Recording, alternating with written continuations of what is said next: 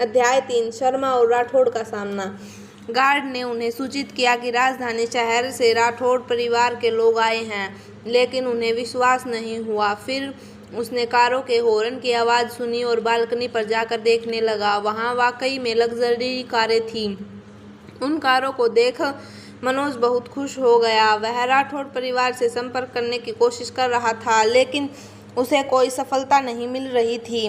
पर यह तो किस्मत का खेल ही था कि जिस राठौड़ परिवार से वो इतनी बेताबी से मिलना चाहता था, वो खुद उसे मिलने आए हैं। जैसा कि उम्मीद थी, उसकी प्रतिष्ठा राजधानी शहर में राठौड़ परिवार तक पहुंच चुकी थी।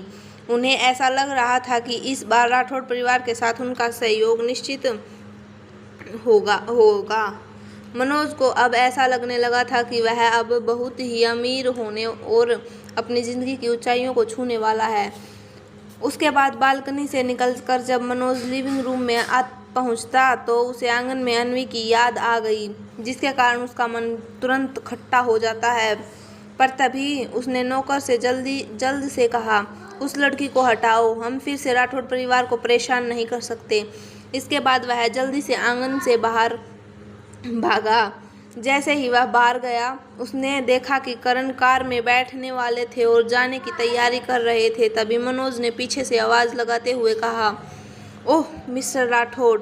मनोज ने तेजी से आगे बढ़कर खुश होकर कहा, आप हमारे विला में आए, यह हमारे लिए सम्मान की बात है। मगर उसकी बात सुन समर ने मुड़कर उसे बेहद ही ठंडे भाव से देखा। पर शायद मनोज करण की नज़रों को समझ नहीं पा रहा था, जिसके कारण वो आगे कहता है, आइए आइए अंदर चलकर बैठिए ना, बाहर ठंड है। पर करण उसकी बातों को सुन सिर्फ उसे अपनी ठंडी नज़रों से देख रहा था। जब वह बात कर रहा था, मास्टर शर्मा और उसकी पत्नी कल्याणी शर्मा, जिन्होंने यह खबर सुनी थी, वो भी अपने नौकर के साथ खुशी खुशी राठौड़ परिवार का स्वागत करने के लिए बाहर आ गए। नमस्ते मिस्टर राठौड़। मिस्टर राठौड़, आप वाकई असाधारण और सुंदर हैं। शर्मा परिवार करण की तारीफ करने के लिए बेताब थे। जिनका चेहरा ठंडा और खतरनाक था, वो समर राठौड़ थे।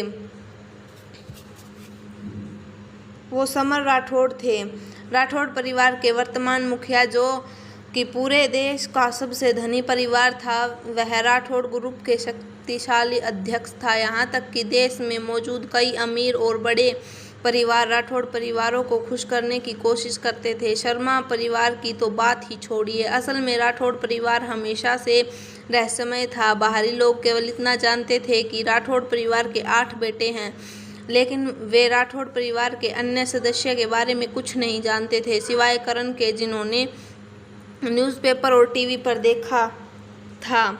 मिस्टर राठौड़, कृपया अंदर आइए, बाहर बहुत ठंड है, कहीं आपको ठंड न लग जाए, मास्टर शर्मा ने उत्साहपूर्वक कहा।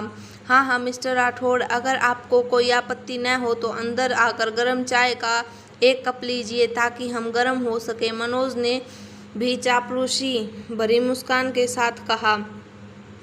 शर्मा परिवार जिस संकट का सामना कर रहा था, वह राठौड़ परिवार के लिए एक मामूली बात थी। शर्मा परिवार करण को खुश करना चाहता था ताकि वे बच सकें। राठौड़ परिवार के समर्थन से न केवल शर्मा परिवार पटना में शीर्ष कंपनी बना सकता था, बल्कि पूरे देश में भी विस्तार कर सकता था और शीर्ष 10 कंपनियों में एक बन सकता था। उनकी चापलूसी के बावजूद समर का चेहरा शुरू से ही ठंडा था और उनकी आंखें तीखी और गंभीर थी। उन्होंने मनोज को ठंडे भाव से देखा और फिर अपने एक आदमी से पूछा, क्या यह फटीचर अन्वी का पिता है? समर का सवाल सुनते ही उसका एक बॉडीगार्ड आगे आता है और फिर कहता है, हिचकिचाते हुए कहता है, यस बॉस। उस वक्त करण की आंखों में कोई गर्मी नहीं थी। उन्होंने ठंडे स्वर से कहा, शर्मा परिवार बहुत अच्छा है। इसके बाद वह सीधे कार में बैठ गया और एक शब्द भी नहीं कहा। शर्मा परिवार के सदस्य वहां खड़े रहे, राठौड़ परिवार के काफिले के प्रस्थान को देख रहे थे। वे केवल भ्रमित और भयभीत महसूस कर रहे थे। मिस्टर राठौड़ का मतलब है, उन्होंने कहा कि हमारा शर्मा परिवार बहुत अच्छा है। क्या वह हमारी प्रशंसा कर रहे थे? कल्याणी शर्मा ने अनिश्चितता से पूछा, जिस पर मास्टर शर्मा ने भौं चढ़ाई और कहा, लेकिन मिस्टर राठौड़ का चेहरा बहुत अच्छा नहीं लग रहा था। मैं उसके चेहरे में कोई दया नहीं देख सकता था। तभी मनोज को कुछ याद आता है और फिर वो अपने एक नौकर को बुलाता है और उससे पूछता है, हमारे यहाँ नीचे आने से पहले यहाँ पर हुआ क्या था? मगर नौकर हमेशा विला में थे, इसलिए वे ज़्यादा नहीं जानते थे। पूछताछ के बाद उन्हें पता चला कि राठौड़ परिवार के सदस्य अन्वी को लेने और उसे वापस लाने आए थे। वह आदमी जो अन्वी को पकड़े हुआ था वह बहुत सावधानी से काम कर रहा था। वह खुद को अन्वी का चाचा बता रहा था। जैसे ही मनोज ने यह सुना तो उसे ऐसा लगा जैसे उस पर कोई बिजली गिर गई हो। उसे वह खबर याद आ गई जिसमें कहा गया है कि राठौड़ परिवार के 8 बेटे हैं और 1 बेटी है। वह बेटी प्यार और दुलार से पली बड़ी है। उसकी खराब सेहत के कारण राठौड़ परिवार उसे दुनिया के सामने नहीं लाना चाहते थे। क्या ऐसा हो सकता है कि 4 साल पहले जिस महिला को उसने अपने घर में लिया था वह राठौड़ परिवार की इकलौती बेटी थी? राठौड़ परिवार के 8 बेटों की सबसे प्यारी बहन, जिसके शरीर पर अगर एक खरोंच भी आ जाए तो वो उनकी बहनों को नुकसान पहुंचाने वाले को बर्बाद करने के लिए वो किसी भी हद तक जा सकते हैं। इस खबर को याद करते ही अचानक शर्मा परिवार के सदस्य सदमे में और डर से भर गए। अब वो लोग बहुत ज़्यादा पछता रहे थे। तो अन्वी राठौड़ परिवार की पोती है, यह कहते वक्त कल्याणी शर्मा के होंठ कांप रहे थे। उन्होंने ऐसा लग रहा था कि जैसे कि अब वो सिर्फ एक पल के ही मेहमान हैं। तभी कल्याणी वापस कहती है, हे भगवान, हमें अन्वी को वापस लाना होगा, चाहे उसके लिए हमें किसी भी हद तक क्यों न जाना पड़े, हमें क्यों कुछ भी करना पड़े। आखिर वो हमारे परिवार की पोती है, शर्मा परिवार की पोती है। क्या शर्मा परिवार अपनी पोती अन्वी को वापस ला पाएगा या शर्मा परिवार ने किया है उन्होंने उसका हिसाब चुकाना पड़ेगा? जानने के लिए हमारे साथ बने रहिए। अगर आपको कहानी पसंद आती है तो प्लीज़ इसे लाइक, शेयर, कमेंट जरूर करें। अध्याय 4 पछतावा। इस खबर को याद करते ही अचानक शर्मा परिवार के सदस्य सदमे में चले गए। अब उनके मन में एक डर था। अब वो लोग बहुत ज़्यादा पछता रहे थे। तो अन्वी राठौड़ परिवार की पोती है, यह कहते वक्त कल्याणी शर्मा के होंठ कांप रहे थे। उन्हें ऐसा लग रहा था कि जैसे कि अब वो लोग कुछ ही पल के मेहमान हैं। तभी कल्याणी वापस कहती है, हे भगवान, हमें अन्वी को वापस लाना होगा, चाहे उसे लाने के लिए हमें कुछ भी क्यों ना करना पड़े। अगर वो हमारे परिवार की पोती है, शर्मा परिवार की पोती, अब आगे देखिए। तभी कल्याणी शर्मा ने डरते हुए कहती है, अगर उन्हें पहले से अन्वी और उसकी माँ के परिवार के बारे में पता होता तो वो लोग कभी ऐसा साथ दुर्व्यवहार नहीं करते, बल्कि ऊपर से तो निश्चित रूप से उनकी पूजा करते। अपनी माँ की बात सुन अब मनोज को भी बहुत पछतावा हो रहा था, क्योंकि अगर उसे पता होता कि अन्वी किसकी नतिन है तो वह कभी भी अन्वी को नहीं मारता और ना ही कभी अन्वी को गड़गड़ाती ठंड में घुटने टेकने पर मजबूर नहीं करता।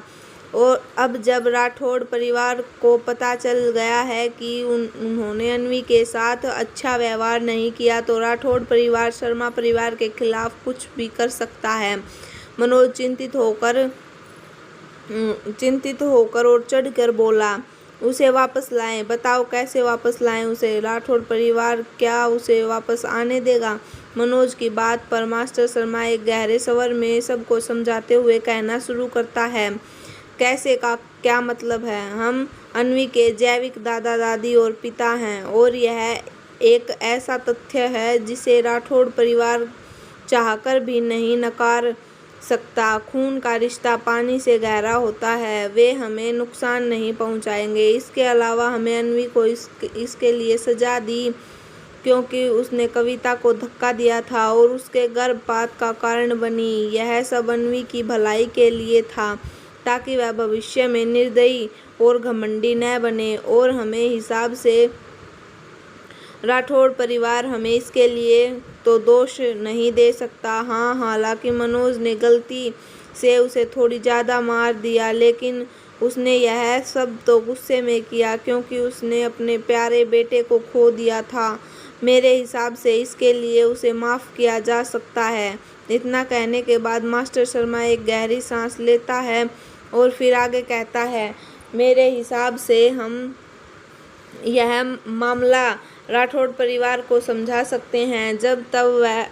तब हम स्पष्ट रूप से सब कुछ उन्हें समझा देंगे। हम उनके रिश्तेदार बन रहेंगे और ऐसा होता ही भविष्य के दिन हमारे लिए बहुत अच्छे दिन होंगे। जब शर्मा परिवार के बाकी सदस्यों ने मास्टर शर्मा की बात सुनी तो उन्होंने तुरंत राहत की सांस ली। कोई सदस्य आगे नहीं आया, कोई समस्या नहीं होगी। हम इस मामले को निश्चित रूप से सही ढंग से संभालेंगे, मनोज कहता है। वहीं दूसरी तरफ राठौड़ परिवार का काफिला निकटतम अस्पताल की ओर तेजी से बढ़ा और अन्वी को तुरंत इमरजेंसी रूम में भेज दिया। उस हॉस्पिटल का टॉप VIP फ्लोर आमतौर पर शांत रहता था, लेकिन इस समय वहां अफरा तफरी मची हुई थी। मशीनों की आवाज़ के अलावा डॉक्टर और नर्सें यहाँ वहाँ चल रही थी और कभी कभी फुसफुसाहट भी सुनाई दे रही थी। वहाँ का पूरा माहौल बेहद तनावपूर्ण हो रहा था। वहीं मास्टर विक्रांत राठौड़ आपातकालीन कक्ष इमरजेंसी रूम के बाहर बैसाखी के सहारे आगे पीछे चल रहे थे। उनकी चिंतित नज़रें आपातकालीन कक्ष के दरवाजे पर टिकी हुई थी। पिताजी थोड़ी देर बैठ जाइए, करण ने गहरे स्वर में कहा। अन्वी को बहुत चोट आई है, मुझे नहीं लगता कि यह इतनी जल्दी खत्म हो जाएगा। करण सही था, अन्वी को गंभीर चोटें आई थी। तब कोई हिपोथर्मिया का शिकार मरीज फ्रैक्चर का सामना कर सकता है तो यह काफ़ी खतरनाक होता है। लेकिन अन्वी को बेरहमी से पीटा गया था। उसके साथ और पैरों के कई फ्रैक्चर थे और यहाँ तक कि उसकी एक पसली भी टूट गई थी। कठोर डंडे के साथ उसके शरीर का कोई हिस्सा ठीक नहीं था। जब करण उसके साथ ऑपरेशन कक्ष में गया तब उसकी आंख अचानक लाल हो गई थी। वह केवल 3 या 4 साल की थी। उसे इस तरह की तकलीफ क्यों सहनी पड़ी? करण को ऐसा लगा जैसे किसी ने उसके दिल में चाकू घोंप दिया हो।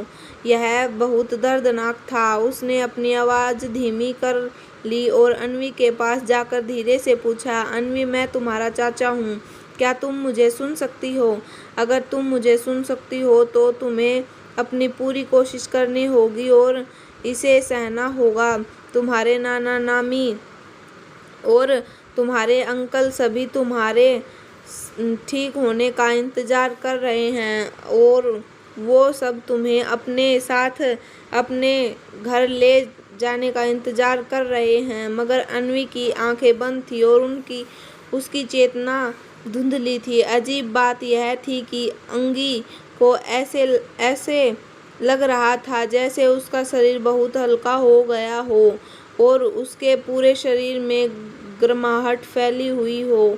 उसका पिछला दर्द तो जैसे गायब ही हो गया था। चारों ओर की शांति थी और उसके कानों में एक आवाज़ गूंज रही थी, अन्वी, मेरी प्यारी छोटी अन्वी, क्या तुम मुझे सुन सकती हो? क्या तुम मुझे देख सकती हो? इन आवाज़ों को सुन अन्वी खुद से कहती है, वह कौन है? उसने अपनी आंखें खोलने की कोशिश की ताकि देख सके कि कौन बोल रहा है, लेकिन वह अपनी आंखें नहीं खोल पाई। वह पूछना चाहती थी लेकिन उसकी आवाज़ नहीं निकल पा रही थी। 3 घंटे के लंबे और तनावपूर्ण ऑपरेशन के बाद अन्वी आखिरकार खतरे से बाहर आ गई, जिसके कारण अस्पताल के सभी डॉक्टरों ने राहत की सांस ली और खुशी से रो पड़े। उनके आंसू का कारण यह था कि वो जिसका ऑपरेशन फिलहाल कर रहे थे वो कोई आम इंसान नहीं, देश के सबसे रईस और सबसे पावरफुल परिवार की सबसे छोटी सदस्य थी। वे बार बार कह रहे थे कि यह चमत्कार है। उसके बाद अन्वी को एक विशेष VIP वार्ड में भेज दिया गया, मगर उसके शरीर में अभी भी भिन्न ट्यूबें लगी हुई थी। वह दूसरी तरफ करण ने अन्वी की जांच रिपोर्ट मास्टर राठौड़ को सौंप दी। जब सब ने उस रिपोर्ट को देखा तो उन सब का चेहरा और आंखें गुस्से से लाल हो गए, क्योंकि इंसान इतना निर्दयी कैसे हो सकता है। वे 3 साल की बच्ची के साथ ऐसा कैसे कर सकते हैं। वे लोग सच में जानवर हैं, जानवर। उन सालों को इस समाज में जीने का कोई हक नहीं। मास्टर राठौड़ इतना गुस्से में थे कि वो गुस्से से कांप रहे थे। वहीं खड़ा राठौड़ परिवार का 5वां बेटा अर्जुन, जिसका स्वभाव खराब था, इस समय उसका चेहरा गहरा और ठंडा था। वो अन्वी की रिपोर्ट पढ़ने के बाद अचानक गुस्से से चिल्लाया, हम अन्वी का बदला उन कमीनों से जरूर लेंगे। तभी समर बीच में कहा, मैंने शर्मा परिवार की बैकग्राउंड की जांच की है। शर्मा परिवार के उत्पाद तस्करी में शामिल पाए गए हैं। शर्मा ग्रुप फिलहाल आंतरिक संकट है और वे जल्द ही अपने आप समाप्त हो जाएंगे। तभी मास्टर राठौड़ ने एक ठहाका लगाया और कहा, उन्हें बख्शना मत जब तक वे पूरी तरह से नष्ट नहीं हो जाते। मेरा गुस्सा शांत नहीं होगा। आप फिक्र मत कीजिए पिताजी, मैंने पहले ही आदेश दे दिया है, समर ने जवाब दिया। मगर समर की बात सुनने के बाद वे भी विक्रांत राठौड़ का चेहरा गुस्से से भरा हुआ था और वह शर्मा परिवार के सभी लोगों को चीड़ फाड़ देने का इंतजार कर रहा था। रोक नहीं पाए और पूछा, नताशा के साथ क्या हुआ उसके साथ, क्या वो ठीक है। अपने पिता की यह बात सुनते ही समर का चेहरा गंभीर हो गया। क्या होगा अब शर्मा परिवार के साथ? क्या वो अपना विक्टिम कार्ड राठौड़ के सामने खेल पाएंगे? जानने के लिए बने रहिए हमारे साथ। अगर आपको कहानी पसंद आती है तो प्लीज़ लाइक, कमेंट और मन करे तो शेयर भी करना। धन्यवाद।